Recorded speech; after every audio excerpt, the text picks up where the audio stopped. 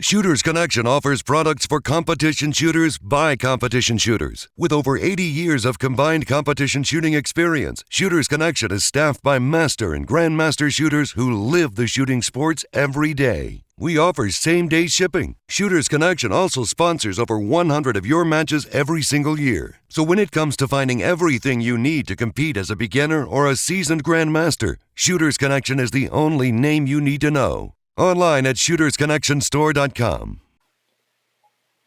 What's up, everybody? We are back with the Hip Factor. We got the whole crew, myself, Jeremy Reid, Mr. Jeff Cawthon, and Mr. Sasquatch. I don't know if I've ever asked this. How many people call you Sasquatch versus Jared? Most call me Jared. Really? Yeah. Huh. That's ridiculous. Do they just not know that your name is Sasquatch or what? No, I normally just crush the heads of the people who say that in person. Yeah, that seems reasonable.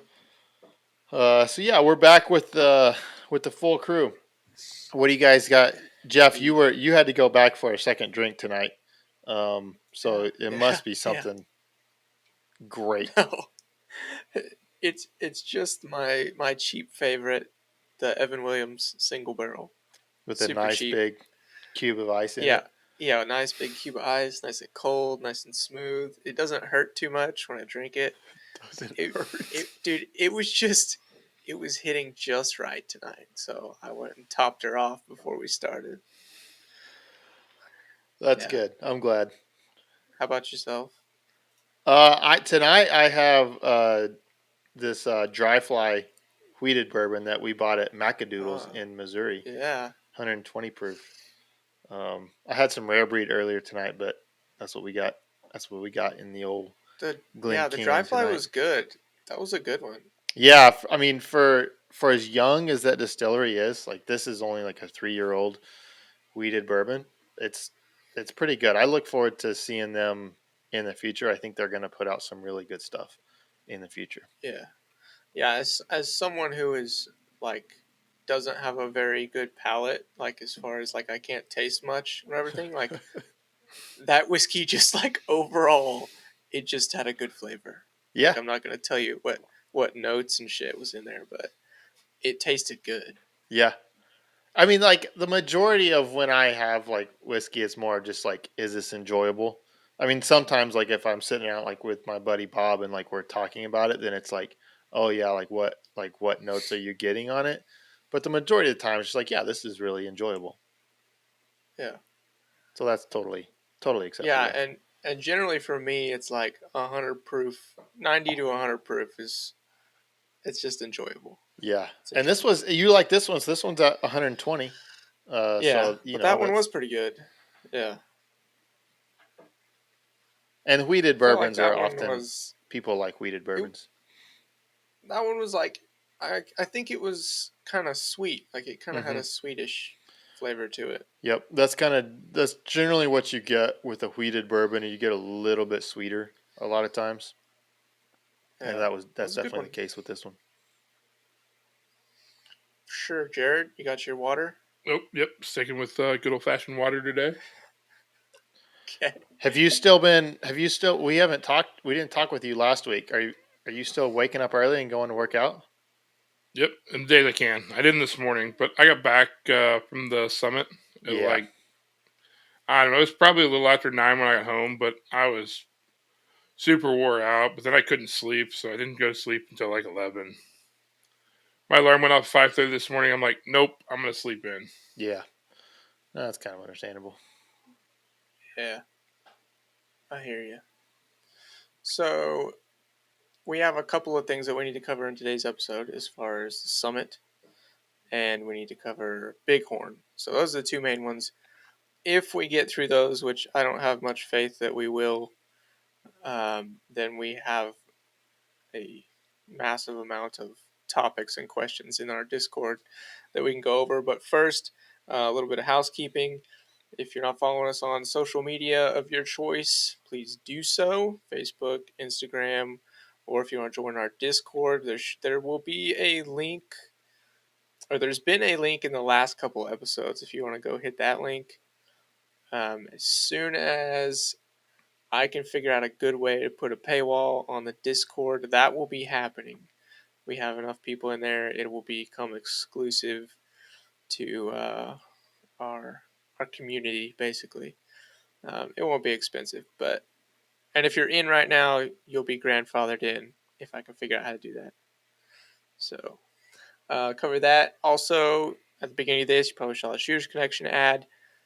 Shooters Connection has sponsored this episode of the podcast, so we appreciate them. We have a link to their store in the description. If you'll use that link, support the podcast, support Shooters Connection, much appreciated. And that, I believe, is all the housekeeping. Y'all have anything else? Jared, did you have something that you wanted to talk about? Yeah. So many people are probably familiar with Henning Group, makes base pads and grips and stuff like that for our sport. I was talking to Henning today. He is actually releasing, well, this is Monday, the 24th or 5th, we're recording 25th. So sometime this week, he is actually releasing a new holster hanger and new single stack pouches. So definitely check those out on his website. Obviously, if you have any of Henning's products, he's very meticulous on his machining. So yeah, I'm looking forward to checking out the holster hanger. So what is the holster hanger? Is it like something that's already out, just with a twist on it, or is it like a new concept? You know. So from a little bit I've looked at it so far, the best I think I could describe it is that it's going to be a fully adjustable hanger, but like no ball joints or anything in it. So it's a neat design. All right. And it's called, I think he said it's called the T1000. Oh, that's awesome. Oh yeah. I mean, like you gotta buy that hanger just so you can say I have the T1000. T1000. I think it's not going to be cheap, but I think it'll be pretty cool. Yeah. I don't think I've ever had like somebody like. I don't think I've ever heard of somebody saying they had a problem with like the manufacturing of one of Henning's products. Like it was, like the quality was not good. I don't think I've ever heard that from anybody. No, his stuff's been pretty good. Like I've got, I don't know, my main like dry fire mags. You know, they've had his base pads on them for 4 years now. I think since like 2018. I think. Is he making a base pad for the Canic? I think so. Is that dropping? I don't know. Why don't you text him and be like, Henning, I need base pads because these plastic ones break all the time. Well, I have Taylor Freelance ones, but I would rather have Henning ones. Yeah, those would be cooler if he makes them. Let's see. Just because I know Henning, so that would be cool. But I think he had talked about working on some. You know, he makes the extended ones for the Canic, right? Mm-hmm. Because he sells those, right? Yeah, he sells the 140s for carry optics. Yeah. Yeah, I know he had talked about just a normal like production base pad. But I didn't know if he had put it into production yet or anything. I hadn't heard. I figured I would have heard or somebody would have talked about it. He probably does. Yeah, I'm just on his website. I'm seeing the extended, like the 140 ones for the Canic. Yeah. But I'm not seeing just a standard base pad for it. And I'm actually curious how that's going to work with the Canic base pads. So if you get like the standard Canic magazine that doesn't have the +2 on it, then it'll come with like a what's it called? The plate that goes at the back of the spring plate. Yeah. It'll come with that. But, you know, like a normal like SFX Canic, it comes with like all the mags come with the +2 on them. Mm-hmm. And those mags don't come with a spring plate that's usable in like one of those base pads. You should be able to just buy one that fits like a CZ mag or something, or Beretta mag or whatever.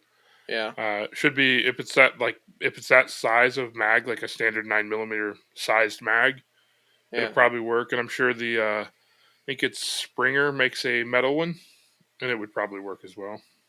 Yeah, metal one would be cool. Because if you buy the base pads for the Canic from Taylor Freelance, they come with a 3D printed one. Mm-hmm. And that bad boy will shear off and break pretty quickly if you drop it on a hard surface. So I had a guy that I work with redesign them a little better and 3D print me like 20 of them. And that's what I've been using in mine. But I mean, they break too. They're 3D printed, but I just have so many spares that it doesn't bother me too much. But yeah, you drop it and then the force just shears off the pin that's holding it in place. Yeah, I don't think 3D printing is probably a good thing for that application. Like I've never had a standard plastic one that comes with a mags break. Yeah, I haven't either. But if that's not an option. If you buy an SFX, you don't get those. Yeah, but you should be able to buy one for somewhere that'll work. I'm sure there's options. Well, you should be able to do a lot of things, Jared. But sometimes you just can't. Alright, I'm done. What else? Did you have something, Jeremy? Oh, I was just gonna say I don't think you said please like, comment, subscribe. Like if you're on YouTube, comments on there. We try to respond to those best we can. You can sort of likes if you're on YouTube, you haven't subscribed to us. Go ahead and subscribe to us. We're hopefully going to be putting out. I've got a video about like a range bag stuff to go onto that here coming sometime soon, and so hopefully we're going to have more and more videos on YouTube. So go jump on there if you haven't. Yeah, if we could each do one of those range bag deals, that'd be pretty cool. Because I'm sure we all have a little bit different setup. Like the range bag that I run is the very first range bag that I ever bought. I still use it. So, and it's from Walmart. Of course it is. If you're surprised. Of course it is. The one I use is one I picked up off a prize table that was actually, I'm sure it was donated by Shooters Connection because it's one of their bags. Nice. I bought mine, but it's because you're rich. You just freaking buy stuff all the time. And not at Walmart either. I think I got mine when I was like B class, so it was for a nice solid like 30th place finish at some area match or something. Man, that is the great thing about like if you're not like quite winning like divisions and stuff, you're kind of newish to the sport, and like you're needing like range bag and stuff like that. Like the prize tables often do have those things on it. To honestly kind of for the people, like if you've been in the sport for a while, you've probably already picked up a range bag some way somehow.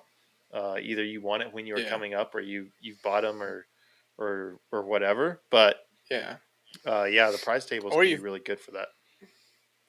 Yeah, or you've been in it long enough that you're picky and you have a preference. Yeah. So you're just gonna get what you want. Yeah. But if you're starting out, like that's a great way to pick up gear, to try things out. I mean, it's how I tried out the Hunters HDs, Hunters HD Gold. Yeah, you won those at Area 4 a couple years ago, didn't you? Yeah. So. Yeah, that stuff's. I mean, that's really awesome when it can help out like that. Yeah. We do need to do a review on the walk stool as well. I mean, it's in my. I mean, like I mentioned it in my video. Perfect. All right, so Jared, you did mention this. Like you were at the PSTG Summit. I think it's PSTG Summit, right? Isn't that what they call it? Yeah, it's Practical Shooting Training Group Summit. I think they still describe it as a sharing of knowledge, essentially. So this year it was in Omaha, Nebraska, up at Joel's home range, Eastern Nebraska Gun Club, I think is what it's called. And the format that they use for it is they basically do pairs of instructors. a 3-hour block in the morning, 3-hour block in the afternoon. Everybody ends up in all the blocks all 3 days, kind of combined together, working from a little more set standard shooting stuff, and then it kind of builds on it over the course of the class. I'm sure several of our listeners are probably members of PSTG, so I believe Joel will be getting the various blocks videos up in the near future. But it's certainly it's a very interesting training method, and if I wouldn't say it's necessarily a replacement for a class, but it's a great way to get access to a lot of different instructors and their information in a formalized setting. That's all going to be guys that are pretty serious about getting better. So the instructors there that were this year was Rob Epinani, I think is how you pronounce his last name. Andres, I don't know how to pronounce his last name. Try it. Yanopoulos or something like that. It's a different last name. He's been on this show. Yeah. When Jason was on here. I still don't know how to pronounce his last name. I think. But Andres is good. Joel was obviously an instructor. Ben was an instructor. Wanzik Kim was there. And Malin Hall was there as well from down in Jeremy's great state of Texas. I'm sure you probably bumped into him a little bit. Him and Kimmy. He shoot quite a bit. Like maybe only one. Texas is big, man. No one cares about Texas. But yeah, so like I said, the first day was kind of focusing on a little more, the fundamentals of shooting, I guess you'd say. It was kind of the focus there. Then the second day, it was a little more the stuff really. So like on the second day, Wanzik was teaching like on his confirmations, different types of confirmation shooting and how to apply it into, what you're shooting. And Ben did a block on like how you, it's the right way to say it, probably how you approach a stage as far as like what you're looking at. So like looking at a spot and going to that spot, looking at a spot on the target is kind of the foundation of his. I don't want to give too much away because obviously you need to go check out the videos to see it. But it's a fun learning experience, and obviously it's great to get out of town for a few days and hang out with all the guys. Joel is a great host on stuff like that, so he had planned dinners each night so everyone could go get together, eat dinner, talk about shooting and non-shooting. It was a good time. So, like, how many people were at this thing? I think there was 25 or so students. And then, was it 7 instructors? Maybe a little bit more than that. Somewhere around that. I don't know. And what's the cost for it?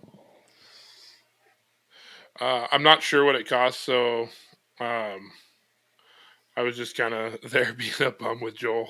Oh, okay. I kind of thought in the past it was almost free. Like basically like there was an administrative cost, but it wasn't like a $300 thing in the past. I don't know if that's still the case. I don't think it's a moneymaker by any means. I don't know what this year's was, but when I went a couple years ago, I think it was like $200 or $250, which it sounds like a lot until you think that how many people are, 3 days on the range, all the targets, all the pasters, all the paints, all that administrative stuff. Like, I don't see any way that that's a moneymaker. It's a way to get everybody together in person, probably get some content, share the content, and give something back to the members who are paying to be members of PSTG. So we built a stage each day for people to shoot on, over lunch or whatever. So training on stages is something that I just don't really do because it's not a good use of like time to build a stage for training. So it was nice to, so one day me, Rob, and Malin shot a stage for a couple hours. We'd shoot a section of it or shoot it different ways and push each other on a little bit. And it's good to. This wouldn't be the best way to train all the time, but it's certainly a valuable thing to do when you have the opportunity, because it's just not something you do a lot. Shoot the same stage 3 different ways to see how it works, or try to do 2 different stage plans. The refresher on one's a confirmation. So anybody that's familiar with I think it's in the books too, but off PSTG is like confirmation 1, 2, and 3. So it's a good refresher. And then the way Ben, I don't want to give too much away there, but essentially it's confirmation 1 is basically just like focus on the target, outline the gun, shoot the trigger. So it's generally what you do on like a 5-yard target or something. You're not like with the sights real hard. Confirmation 2 is more like you see your dot, the dot of your red dot or your front sight fall back in the notch. Confirmation 3 is like super stable sights in broad simple terms. There's a lot more to it than that, so I certainly encourage you to check it out in the books. I believe it was mentioned in the last Ben Steger book, and then it's obviously on PSTG. And then I did like the way Ben taught his block, specifically on like how he approached teaching, like looking at specific spots. It really keeps it shooting. It's a very beneficial block. That one would be probably, to me, one of the more interesting videos to make sure to check out from that.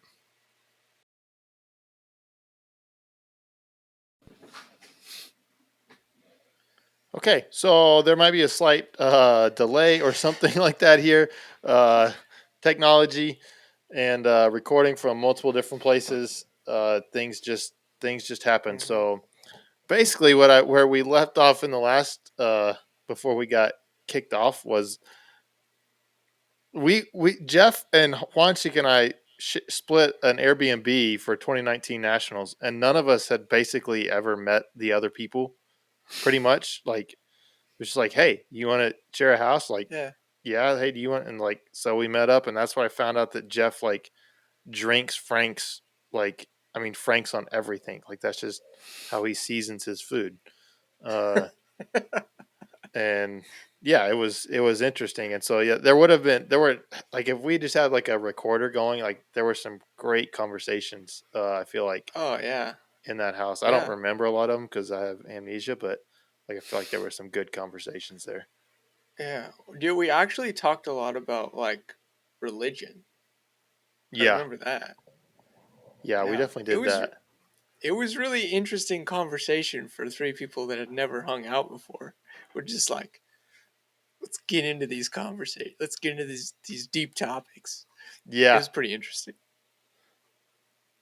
Yeah, and that to me that was partly why that was a fun match, just because like you did like you were rooming with like 3 people that sometimes you room with guys and like they don't really care about having any sort of like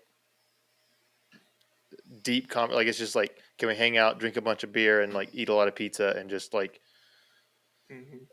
like burp and fart a lot, right? Like, and that's fine, and like that can be fun too.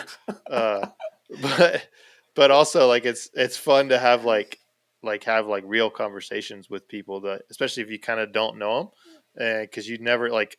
I mean, now knowing Jeff, like you don't know where Jeff's gonna come from, like with his perspective, because he's so like ambiguous isn't the right word, but just like he's so like open and like willing to hear like other different ideas about things. Like he doesn't necessarily like, he will have an opinion, but he doesn't necessarily want to have an opinion. Is that fair? I don't know if it's that fair or not. Yeah, that's fair. Sure. Anyway, and then of course you have me, and I have an opinion about even if I don't know anything about it, I can form an opinion like real quick. Yeah. First gunsmith to ever have an opinion on everything. Yeah, it's shocking. First one. Yeah. Very shocking. I don't remember who it was I was talking to, but they were saying something about different gunsmiths, and I was like, from what I've gathered from gunsmiths is they all have like one other person's work that they really respect and like. They have the person who taught them, who they also think does a really good job, and then like nobody else is worth a shit at building guns. in very general terms. That's probably. I mean, yeah, that's probably fair. It's The pretty gunsmithing world close. is so interesting. I mean, it's fascinating. I mean, it's not unique to the gunsmithing world. Like it's the same in any other world, just because people have different personalities. Like I just came from the Bighorn and was staying at my buddy's house with some other people, and like just people that I know, but I don't necessarily hang out with all the time. And so then like you have this sport is not that big, so you have interactions with other people and you have kind of opinions about other people, and so you like bring somebody up and like they immediately just like frown or like they're like Oh, like it's like, oh, okay, so you've had some sort of experience with this person, so that's like, he's talking about you, Jared. They were talking No, about you probably. oh yeah, like Jared was the topic of discussion the whole weekend. for sure. Figured. But like, I mean, it's so fascinating because like when you're in like a as small a community as this shooting community is, and like you bring like anybody that's known up in it, like you have to be a little bit guarded, like sharing Right. your like, oh, I really like this person. That could immediately tell somebody like, oh, well, you're kind of an idiot then, because why would you like that person? Because that person's a complete dirtbag. Because I've had this experience with them, or Yeah. you know, or you might have the experience of this dude's a complete dirtbag, and it's like one of their best friends, you know, and you don't know that connection's there, Right. and it's, I don't know, it's fascinating. It is a pretty small world of people who travel to a lot of matches. I mean, like if you look in like your smaller geographical area, you know, say like 6 hours from your house, there's probably 20 or 30 people that you will see at pretty much all of those matches. And then those same 20 or 30 people are going to be at every match that you also fly to or, you know, drive 12 hours to or whatever. Yeah, yeah, it's really fascinating. I kind of enjoy. Those are the questions like I want to dig in. Like, why do you like this person, or why do you not like what? So what happened that Oh made you yeah, not like dude. this person? I loved it. Like, I love to dig into that sort of stuff. Oh Um, yeah.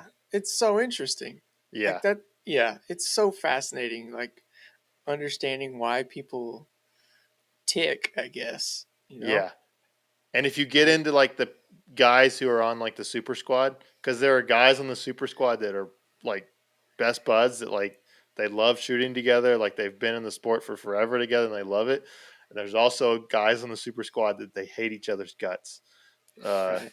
and it's and that stuff. Sometimes like, is it, well? Do you hate their guts? Like, is that legitimate? You have a legitimate reason for hating them, or is like you just don't like them just because you just don't like them?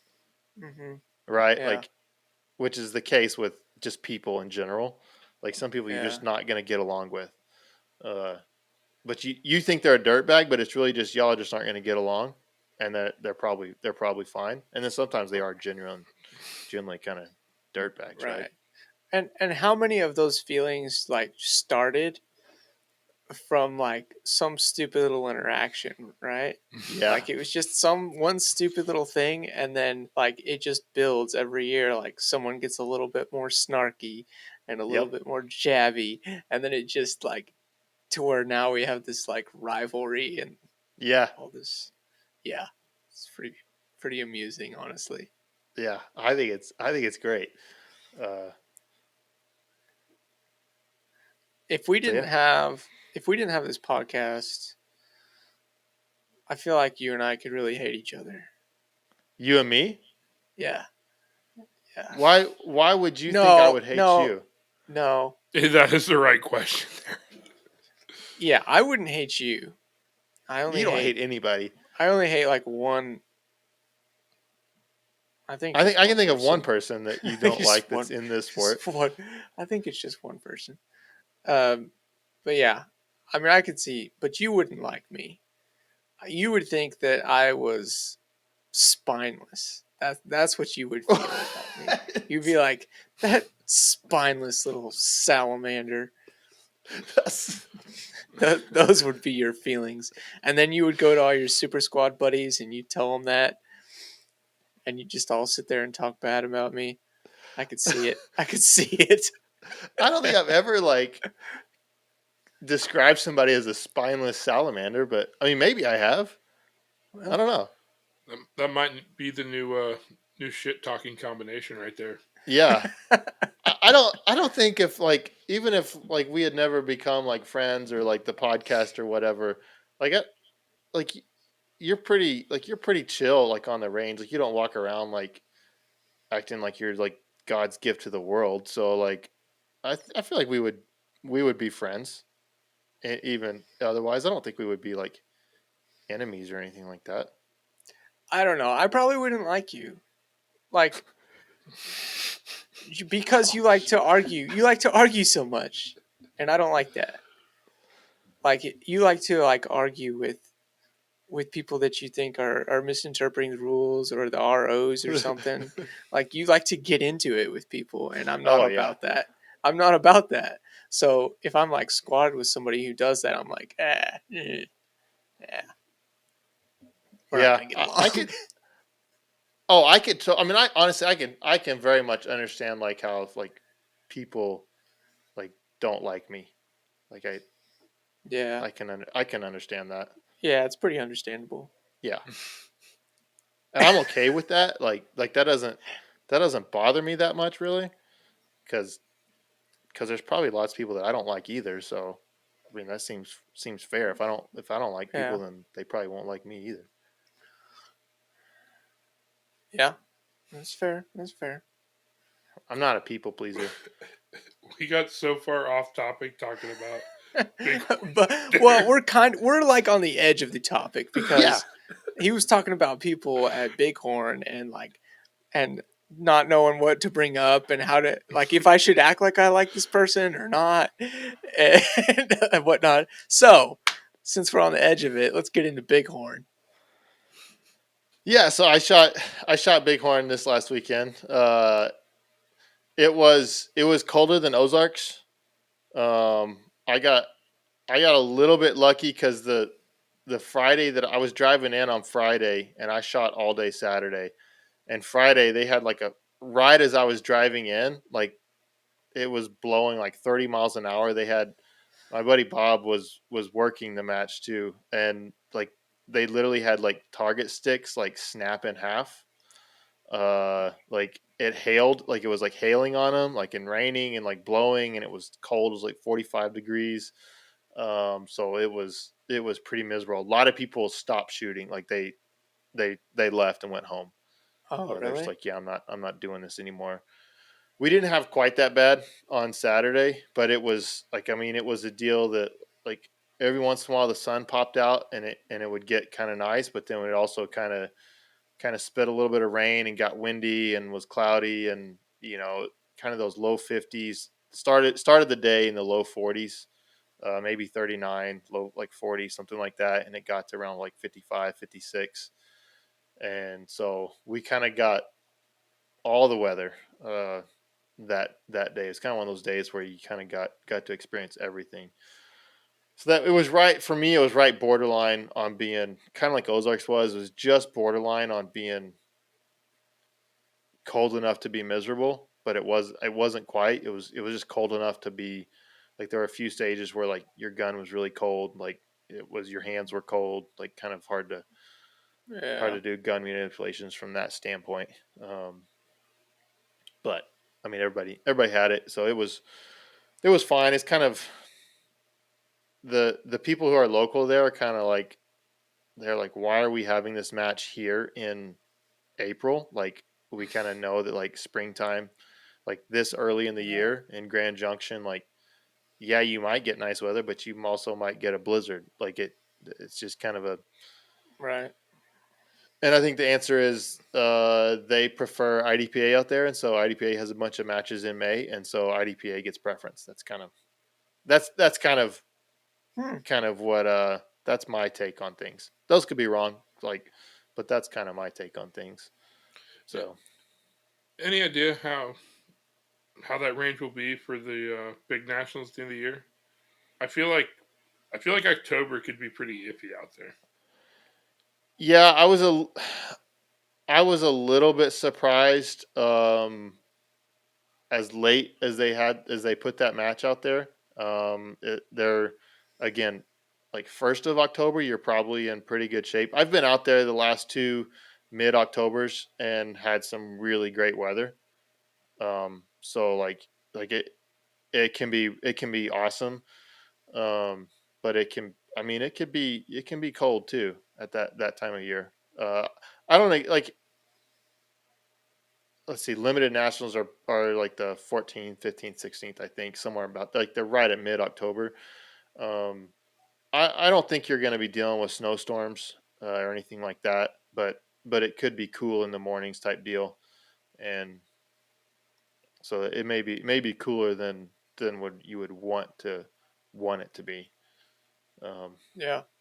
Has the the one nice thing is that they do have like the big shelters on every bay, like big enough that like you can huddle in and get in if the weather gets nasty for a bit. Like all your yeah, gear is not sitting outside in the cold and the rain, and you're not standing outside in the rain. Like you can get inside in yeah, that. So that's at least good. and their shelters were like they're more enclosed than a normal shooting Yeah. range shelter. They like have just doorways to get in, right? Mm-hmm. Yeah, and it's like it's really enclosed. It's just the doorways that you can get in and out. So they're pretty nice shelters for Yeah. range. It's a nice Um, facility. had the range changed any since I was there, or since Not we were from there what last? not from what was used for this match. Like your experience would have been exactly the same. They are building another bank of I think 8 bays that you see as you drive in, but Yeah, those were not used at this match. I don't know if those are fully completed yet. They looked close, but there may not be. I mean, the range is changing. Like they're still they're adding stuff all the time as far as like different disciplines. Like because it's a big property, it's like 2,400 acres or something like that. It's a big property. So yeah. they're always kind of adding in different roads to access different parts of that. But as far as the action pistol bays, they're pretty well. That your experience would have been the same this year as last year. Okay. All right. So let's get into your match, Jeremy. Uh, I mean, like it wasn't the match I was hoping to have with nationals being 4 weeks away. I was hoping for a little bit better performance. Um, and like I said on the last podcast, this is kind of like this was the first time in since this match last year that there like any sort of aspirations or expectations of trying to shoot well at a match, and so like that, I kind of felt that a little bit. My first stage of the match, like I it was a dumpster fire. Like it was it was I have video of it. Leif Kunkel of GX Holsters was on my squad, and his wife was there, and she videoed a bunch of my stuff for me, and that maybe I may throw that stage up on Instagram just because it's so comically bad that I learned a very valuable lesson on that, a very valuable and very painful lesson. Like first stage of the match, like it doesn't matter if it's cold or whatever. Like you better own that gun, or the gun will own you. And the Yeah. gun definitely owned me. Like I didn't grip the gun hard, and the gun was going everywhere, and I had zero control over it. And I donated 10 seconds on the first, like what should have been a 20-second stage was a 30-second stage. So stage 2. Yeah, I think so. Um, so then it's like okay, like you just ate a lot. You donated a lot of points. John McClain won the match in single stack, and he shot a pretty decent match. He wasn't mistake free, but he shot a pretty good Yeah. match. Um, and Yeah. It yeah, looks like he shot pretty consistently. But I he mean that shot. was your worst stage. I mean you just went up from there. Yeah, I had about three dumpster fire stages that were pretty bad, and there were some really good moments, and then there were some other moments that were just kind of just too many mistakes in them to be all that good. Yeah. So like I think so we have a listener question that I don't know if you were going to ask, Jeff, but like his question, and this is probably when he asked the question, it was good because it's going to force me to like try to take a good outlook from this match. But the question is, what went really well for you, Jeremy, at Bighorn? What aspect of your shooting was just on point and a rocking foundation for the year? I want to hear highlights of performance. Um, like that's tough for me. Like even if I had a good match, that's tough for me because I tend to be like pretty critical. Like I mean, Right. if people listen to the show, like they probably know that. Um, Right. And this guy's a long time listener. I know that for sure from yeah, other comments that he's made. So he he's kind of got I think he's got a taste for how you come out of matches that you didn't do particularly well. I think maybe he's trying to help you here. He's trying to guide you down the path of positivity. I think he is, and so like I don't know his actual name, but Potato for Hire is his screen name, which we still like almost like virtually like there's 100 some odd people on the Discord. Like I'm amazed how few of them have an actual name on there. So like we're all just like I'm just guessing on who these people are. Like we're just guessing. We're getting a Yeah. clue on some of them when they submit their reload videos. Right. Like it's like oh okay like you get to see what their face looks like at least. But yeah, he's definitely trying to lead me in a good direction. So like with that in mind, I started the match off like not in a great mood. Like it's like you have it. You start the match like that poorly, and it's like it's hot. Like I'm sitting there like trying to like, hey, don't get mad at yourself. Don't get super down. Like try to figure this out. But at the same time, like it's like you're pissed. Like you're just pissed. Like you Yeah. drove all the way out there and like you basically gave away. It feels like you gave away the match on that first stage, and like that's not you try not to have that attitude, but that's what you're battling with, right? Like that's what's going through your mind, and just kind of the Yeah. disappointment. Like you're not trying to be like at one point my morning was pretty rough. Like most of my morning stages were pretty rough, and at one point Charlie Perez he won limited. He was like, "Man, you just don't look like you're having any fun," and it's like, well. Like I'm shooting like crap. Like is it like nobody has fun when they shoot like crap and they actually put effort into the sport. Like it's fun to do well. He's like, well, that's probably why you're not shooting well. You're just not having fun. You just need to have fun.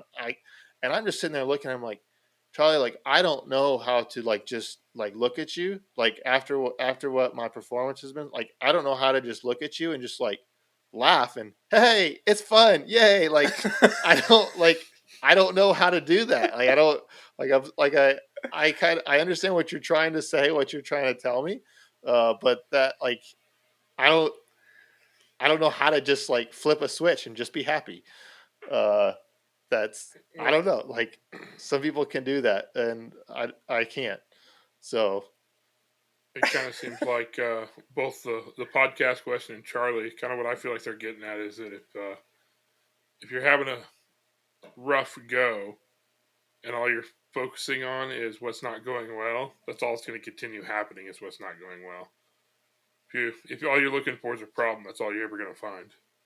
yeah, and so I mean one of the positives from this is that like I no I wasn't like Jolly Saint Nick out there, but like I wasn't just trying to dwell on what was. I was generally. I didn't look like I was having fun because I was generally trying to figure out like how do I turn this around and how do I shoot better. Like that was Yeah. what I was generally trying to do, and Yeah. so I was serious from that standpoint of it. I mean, yeah, there's certainly a bit of the just you get down in the dumps when you have kind of several mistakes in a row, but it was generally from a standpoint of like how can I fix this? And so one of the positives, like there were good stages. Like it wasn't just a total dumpster fire. Like there were like the first stage, like I couldn't hit a piece of steel to save my life, and there were a couple other stages and positions like that where I just went to war on a piece of steel, and it's like what in the world? and then there were others like I went like 2 or 3 stages in a row and like didn't miss a single piece of steel, and was like I couldn't miss. Like it was like I was in complete control of it. And so like that's like the good stuff that I need to get to. You can kind of look through my results and see where I shot well. It's like, a whole bunch of alphas and a small handful of like 4 or less, 5 or less Charlies type deal. And then you see like I think I had 3 stages with 3 or more deltas on them. It's like, okay, well, that you can kind of see like, yeah, he wasn't quite in control of what was going on there. And Yeah. so trying to remember those things, those stages that did go well, and just and try to get that. So the not gripping the gun hard, like out of the holster, like that was a big mistake. And that's something probably first stage of the match, like you're nervous, like when you're nervous, like you can't exert as much force. And so I may need to put more mental focus into gripping hard, because like I'm just naturally may not do that whenever I'm nervous first stage of the match. But then I kind of like the next thing is kind of my big takeaway from this match is visualizations. And so like I kind of noticed after like 3 or 4 stages, like, hey, I'm not like I'm doing like a couple of visualizations, but not a lot. But even in my visualization, there was kind of like doubt, like I couldn't like even visualize it confidently, like shooting confidently. And so kind of thereafter that is like, okay, you're gonna sit here and you're gonna visualize these stage over and over until what you're visualizing in your head is 100% confident. And that seemed to help generally. Like that didn't fix everything. Like I still had some blow ups. But that generally was a better approach. And so that is something I'll definitely be taking forward more. That's something I'll be doing more in practice. Is doing more visualizations before I shoot a drill, shoot a run, or anything like that. I'll make sure that I'm doing visualizations there, and really to practice the visualization part, and practice the performance part as much as I can. Right. Yeah, we had a question about visualization, but we should probably not get into that. Yeah, I would love to like I wish that we could like hook up like a some sort of sensor to like people's brains, like for their brain activity, like what's going on, like whenever like while they're shooting a stage. Because I feel like mine, like when the buzzer goes off right now, it like almost turned into just more like just like panic, go crazy, like it's Yeah. just like that buzzer goes off, it's like blah, and that's not helpful. Right. I don't think, and so I need to fix that. Right. It it's interesting also that people do things um, so differently. Like when you shoot, um, it generally takes you a little bit to get warmed up, right? Hmm. So like you'll shoot and you'll start off slow, and then you might get better towards the end of the match. And Yeah. generally for me, like this happens like almost every match I shoot. Like my first to second stages are my best of the entire match, which is so strange. And then Yes. I get more sloppy and shoot worse as the day goes on. But it's generally the first part that goes poorly. So I know it's going to be rough when I come out and I have a poor like first 2 or 3 stages. Like, ooh, I don't even know what to do from here because it generally just goes downhill from Yeah. the beginning. Um, but then the other part of that is how you manage that. But it is interesting, like how differently people start out matches. Like not everybody Hmm. is that way. Not everybody shows up and has to warm up to doing well. Uh, some people are weird, like myself. Yeah, I mean, I almost wonder if the nervousness like that forces you to focus more, like, and you like you were able to use Yeah, that nervousness to focus more. Whereas for me, it's Yeah. like I need to get over the nervousness to be able to use that focus properly. Yeah, and I remember it particularly well, and this is so strange, be particularly well at when we shot nationals in 2019. That was my very first nationals, and I was the first shooter on the first stage Uh-huh. of my first nationals, and I was so freaking nervous, man. Like, obviously, most nervous I've ever been at any match ever. Um, but I remember how the gun felt on that stage. I remember like the gun felt like it was a 22 when it was going off. In Really? that stage, yeah, like I could see the sights and control the gun so freaking clearly on that stage. And I remember what the gun looked and felt like on that stage. But it was the most nervous and like wrecked mentally I had ever been on a stage. So it's That's a so really, fascinating. really interesting combination there of stress and nervousness and my ability. Like when I got done shooting that stage, I was like, dude, I just handled that 40. Like that gun felt like nothing on that stage. Yeah. And it was just a really weird sensation, but I still remember it. Yeah, like I mean, I get that sensation, but it's whenever like I'm not like the nerves are like you're 3 or 4 stages in, right? Like the nerves are gone and you're just like shooting and like things are kind of normal again. Right. Is when that happens. That's Yeah. interesting. Yeah. It's weird. Yeah, I've All also right. come to the conclusion that like I think I just have to work harder at this sport than most people do. Like people that are at like the top, like I think people would be shocked how like a lot of the people that are super squad level dudes and how little effort they actually put in. Yeah. Like how little training like they can put in and still shoot really really well. Yeah. Um like it's kind of shocking, and for me it's a bit demoralizing because like, well, like you ask them like, oh, you've been training? Like, no, I haven't shot in like 3 weeks. It's like, oh, like, Right. have you? It's like, yeah, I've been practicing a lot. And then like you go out and they just like they smoke you, and it's like, well, Yeah. that's that's a little bit demoralizing.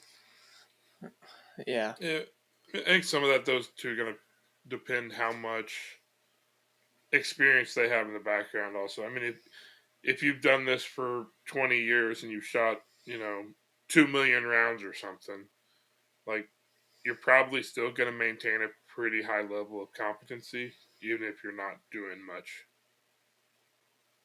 Yeah, but like, I mean, I've been in the sport for a long time and shot a lot of rounds, and I haven't like that hasn't like I have not Yeah. experienced where that works for me. That I can just like put it down and then just go pick it up and do fine. Um, I mean, there is a thing in just any sort of competition, anything that you do that like the more effort you put into it, the more you want it, the harder it's going to be to perform on the day that you want to perform, versus Yeah. the guy that doesn't put a whole lot into it. He can swing free, so to speak, to Hmm? use that term. That's certainly part of it. Okay. So you told us what you struggled with, which was visualization, right? Yeah. Know what you said? Okay. So back to this question, which is a good question. What aspect of your shooting was on point? Well, I mean, I thought I sort of answered that, but maybe I didn't. I mean, like part of it was that like I mean, I thought mentally I did okay. I mean, like I started the match really, from a performance standpoint, really poorly, and I was still trying to, like, I didn't just give up. Like, I was still trying to shoot as well as I could. Um, the thing that was good is, I mean, yeah, there were other stages that were really good, where I was in total control of the gun, and like like that those were good. And so like that's it. But then also like there were times where like, and this has been something I've struggled in the past to do, like shoot, like start the stage and shoot an array, like, and it's going poorly, and then be able to make an adjustment mid stage and get things like going back on track again. Yeah. Um, that was that's very promising, like that you can make adjustments on the fly. Oh Um, yeah. so that was a good thing to see. Um, Yeah, dude, that's massive. Like that's experience. yeah, That's where that skill generally comes from. Is just experience. yeah. So, yeah, that's good. So yeah, I Uh, mean, like that question is really hard for me to answer. Like I wish I had like something better that I could answer. The other positive is that I don't I really don't need to get faster. I don't need to like. I mean, you always need to get faster, better, more accurate. Like you always need to do those things. But really, for my performance to go up at this point, as far as nationals, I don't need to get faster. I just need to eliminate as many mistakes as possible.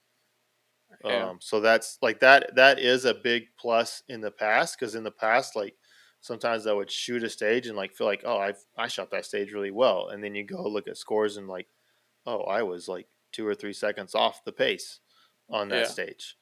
I don't feel like that's nearly as much the case now. Because like we were shooting with the top three limited guys was on my squad, and like there were stages where you you'd expect to be quite a bit slower than them. It's like, oh, my times where I my on the stages that I shot well, it's like, oh, my times were right there with those guys, even with a couple extra loads in there. So yeah, that's a big positive, is that I don't need to push to get faster. I just need to eliminate mistakes. yeah. And I feel like there's a couple of different approaches to that. But, I mean, getting faster is one approach Yeah, because then you're faster and you could go and shoot what you feel like is a slow stage and it's on par with everybody else's time. yeah, So, that's one approach as well. But, yeah, I see what you're saying. Um, I guess that answers the next part of the question, which was your highlights of performance.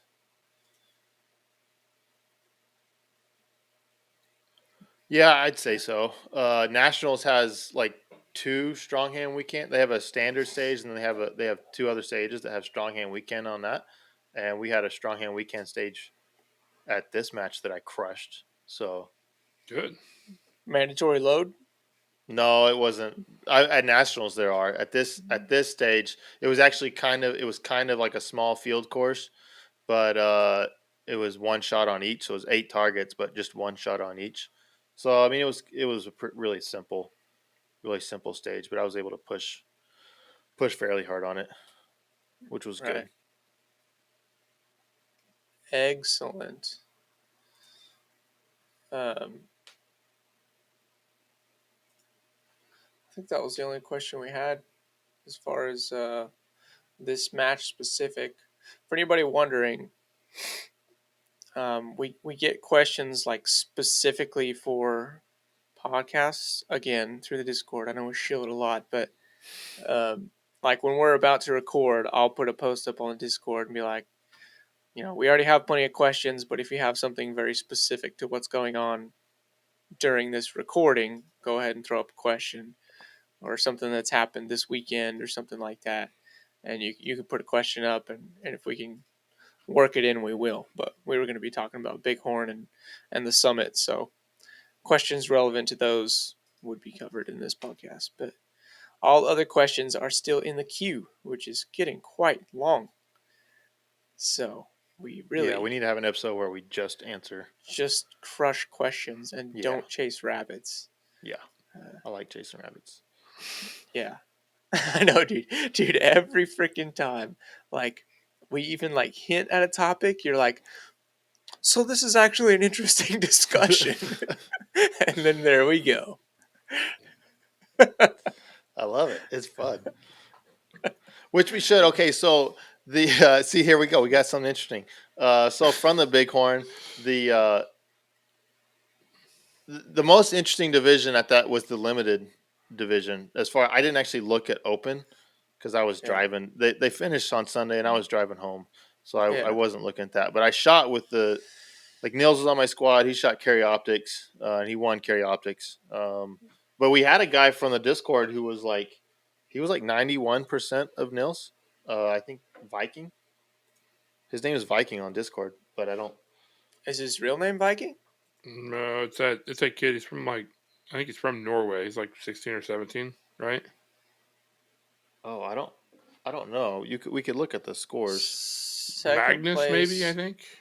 What'd you say? Second place? No, I think he was third. Last I saw, he was third. Sean? No, I think it was the guy that was fourth. Magnus Krone, I think is how you pronounce his last name. I'm looking it up. The top 5 are Nils, Hunter Constantine. Yeah, it's fourth. Sean The guy that was fourth. Go, Kron. Go. Magnus Kron. It's a cool name. I feel like someone told me he was like he's like 16 or 17 or something, but I think somebody told me he was from like Norway or Sweden or like somewhere. Did in you that part talk of to the him?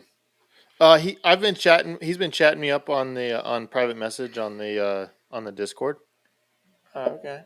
and so yeah, I've been talking to him through there. Yeah, I met him at Carry Optics Nationals last year. He shot it quite well. I don't remember Yeah. what he got, but he shot quite well. I mean, A class, and he's 91% of Nils, and Nils had a pretty good match. Like he missed. He had a miss. This is good for people to know. Like there was one target, one of our maybe our last stage of the match that was. It was the closest target of the match, the easiest shot of the match, and Nils went alpha mic on it. Like, it was like, I mean, it was literally like 3 feet. And he shot it, and he said as he was firing the second shot, he was looking away because I asked him. I said, "Was it just too perfect?" Because I was like, "There's no way he missed it."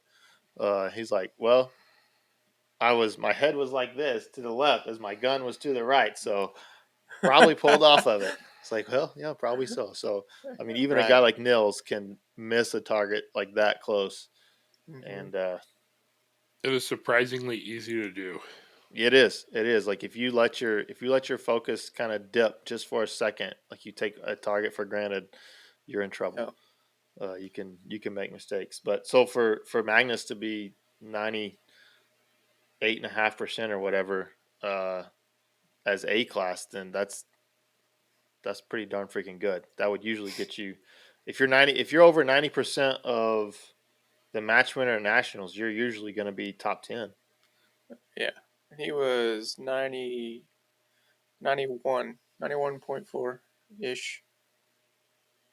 So good job to him. Like Nils. that's a heck of a match. Hella good job. And then in the limited match was super close, and it has been close. Like last year, it was like last year we all thought Charlie Perez was. I shot with Charlie Perez again last year at this, and it was. I really think he had a better match. I think he shot a better match last year than he did this year.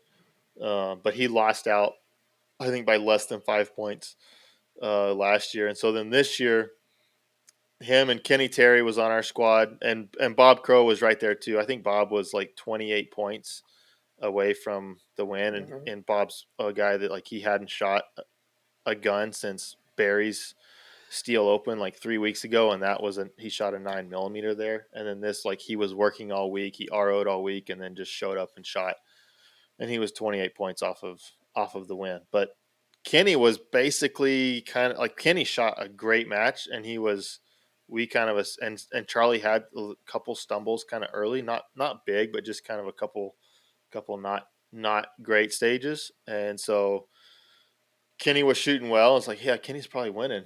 And then like going to the last stage, Kenny shot first, and he shot a good stage, but it was one of those. It was 32 rounds, all open targets, but there were some that were at like that 20 to 25 yard range, IPSC targets, which are just, I mean, it's right at that range where it's so easy to throw a mic. Like it's so easy to just pull one off of it. And Kenny, he did. He had a mic on one of the far targets, and he shot before Panda, and Panda shot, a good enough stage. Like he kept them all on there that he kind of overcame. I think Panda won by 4 points, if I remember right. It's pretty close. 6. 6 points. Yeah.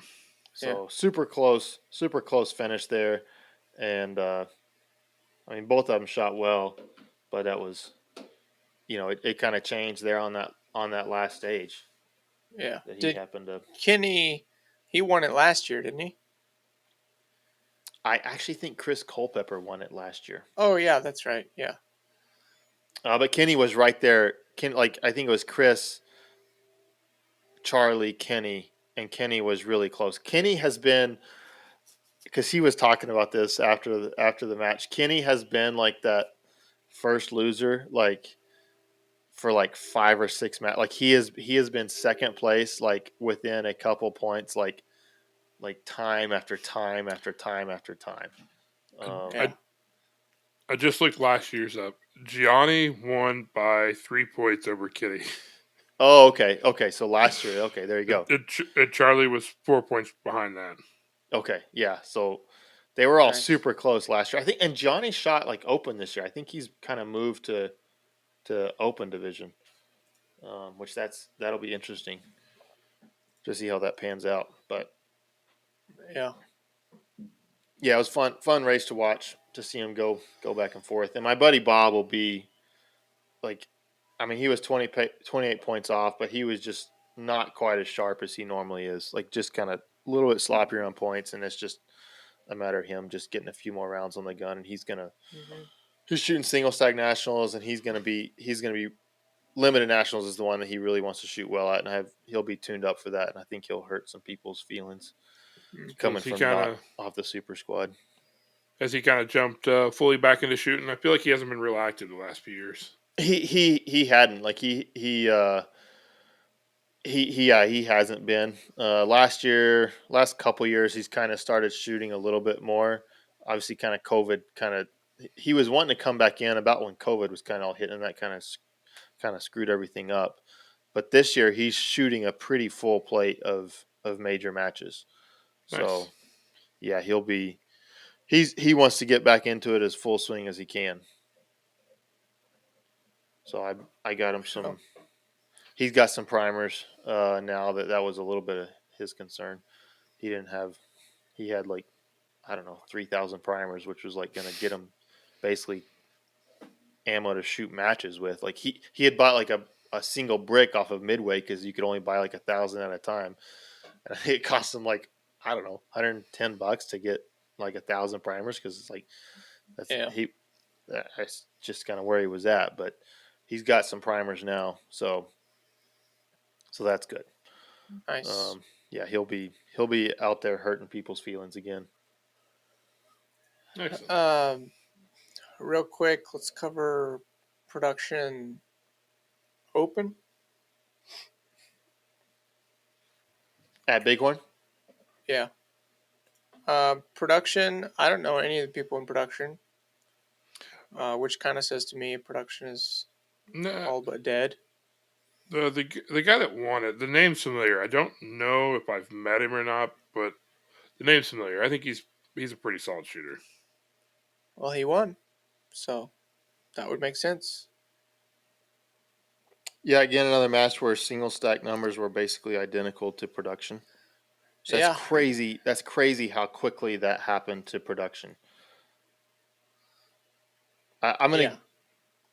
Yeah, it's just nuts. I'm gonna guess production nationals will be really well attended, since Carry Optics is before, like a month before it.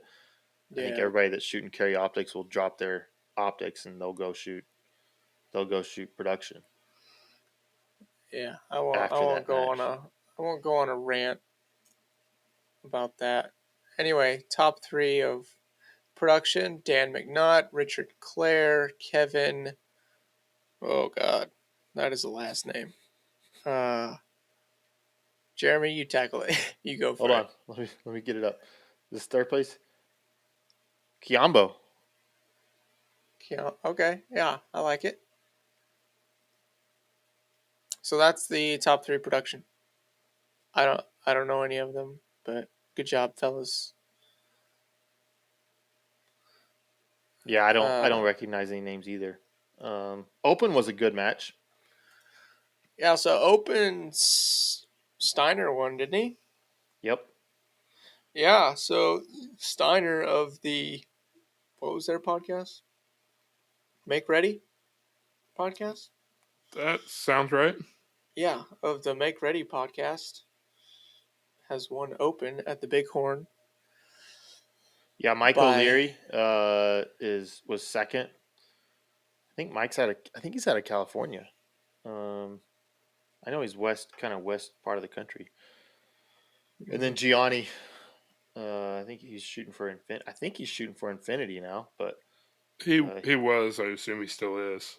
yeah, he was third at 97%. So they were all yeah. pretty close there. And then you had Jesse Klaus. Is that right? Klaus? Klaus? I would say Klaus would be how I would say it, but I don't. Yeah. And then 5th place, which was Spencer Stein, which he's on. I've been following him on the gram for a while. Spencer's good. I don't think he's shot a lot the last couple of years either, though, with during COVID times. Yeah, I think actually he made a post about going to this match, and it was his first match in 18 months, I think. Oh wow, Yeah, I think that's crazy. It's a long off season. That is. That's quite the off season. But yeah, he's a pretty entertaining guy to watch shoot. Good open shooter.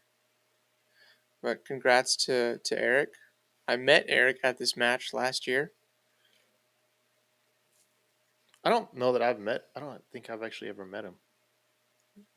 Yeah. I've met him once. I didn't really get to talk to him. I just met him. So, good job, Eric. Well, cool. And hold on. Oh, I feel like we should at least mention PCC. should we? Well, let's mention Revolver first. Did the Williams girl win PCC? Yeah, she did. Justine, she won PCC.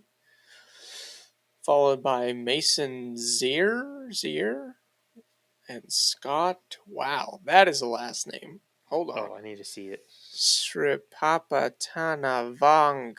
Wow. That's incredible. I have no idea. Let's hear it, Jeremy. Sri Papatanavang. That was pretty good, actually. I mean, I have no idea if that was close, but that was good flow. Yeah, you just got to you got to basically count how many, not consonants. How many vowels there are, and so you just got to make sure you get that many vowels in it and say it fast, and you'll be pretty close, right? Yeah, that was solid. Solid.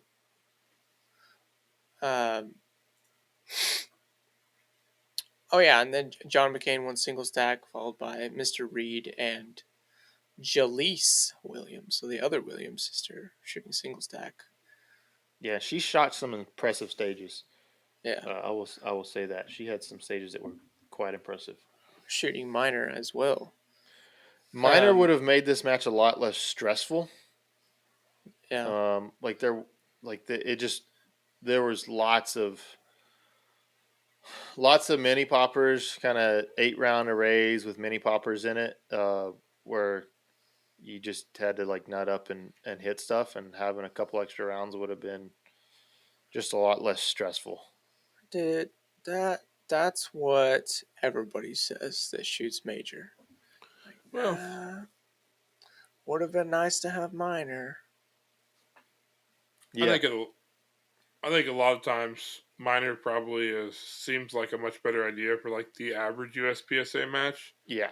But I almost think you have to shoot major if you want to be like truly competitive at nationals. Wait. Henning shot single stack? Yeah, Yeah. he's shooting single stack nationals. Hell yeah. That's awesome. I was trying to see. I don't think there was anybody else. I think he's coming for Jeremy at nationals though. He should be. He's gonna have to bring it because what I did at this match is I'm bringing more to the table than what I brought at this match. There you go. That's the attitude.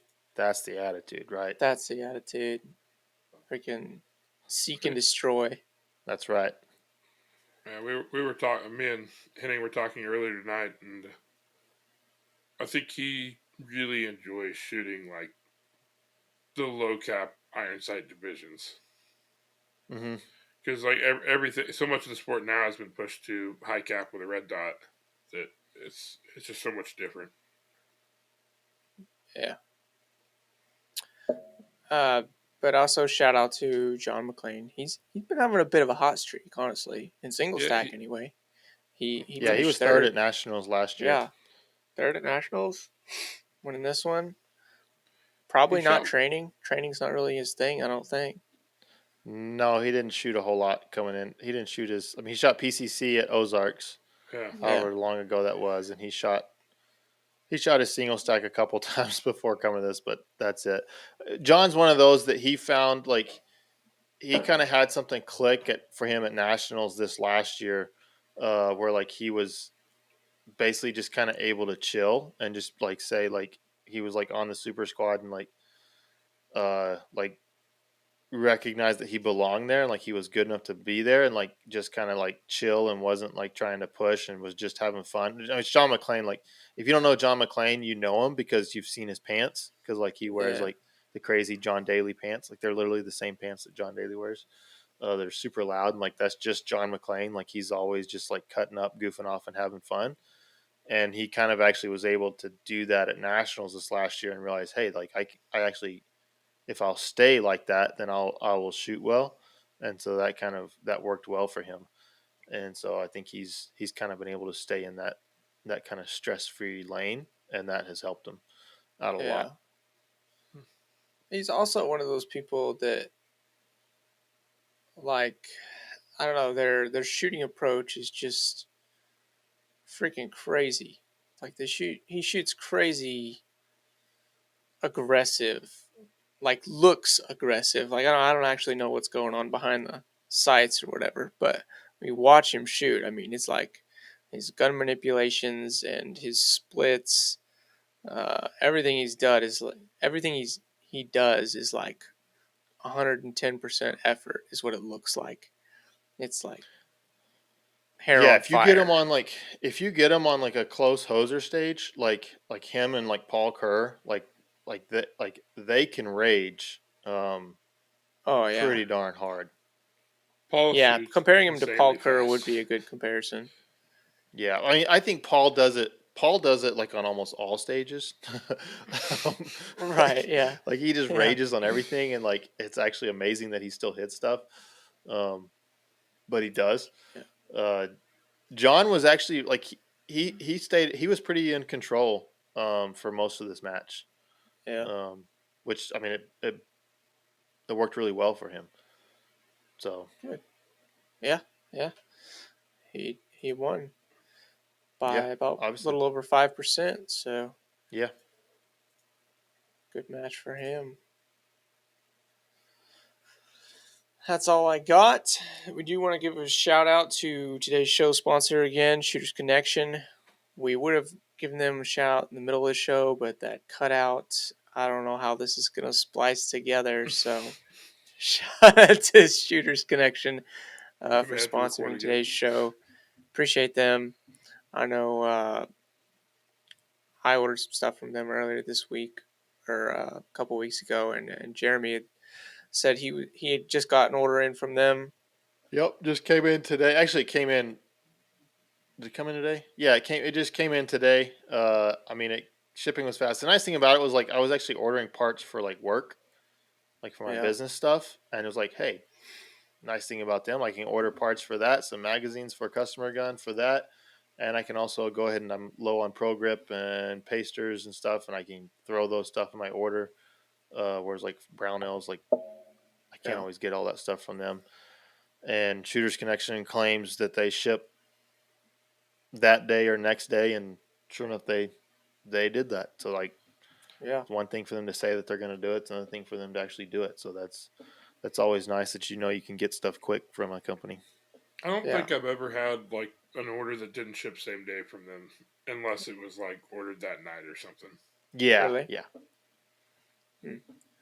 Yeah. So my Pocket Pro 2 finally bit the dust.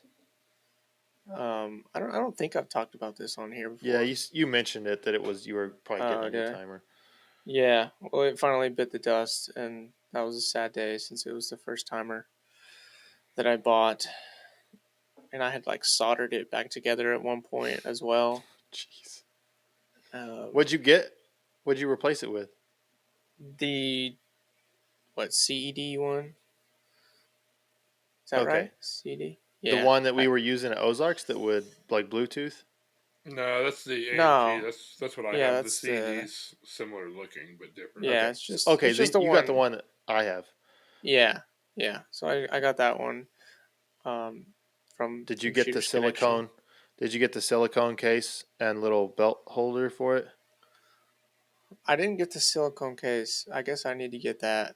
You need to get the yes, because those CEDs, if you don't like, if you drop them not in the silicone case, they will die. It will die. Yeah, like so. Okay. Get the silicone case for them. Yeah, I haven't figured out a good way to freaking hold that thing. Well, Buy the clip also. if you get the silicone case, then you get this clip, and it just clips onto your belt. Sorry for the audio guys, but there's a silicone case and there's a belt clip that holds it, and then you can pop it off. Yeah, I mean, I got the clip. I bought the clip. It doesn't work unless you have the silicone case. It works. It works fine. Oh, Yeah, because it comes with like a rubber insert that it'll like hold the. oh, timer. okay. Well, then get Yeah. the silicone case. You can get rid of that rubber insert, and you just put it on your belt. And Yeah. it just lives. Mine just lives on my belt. Gotcha.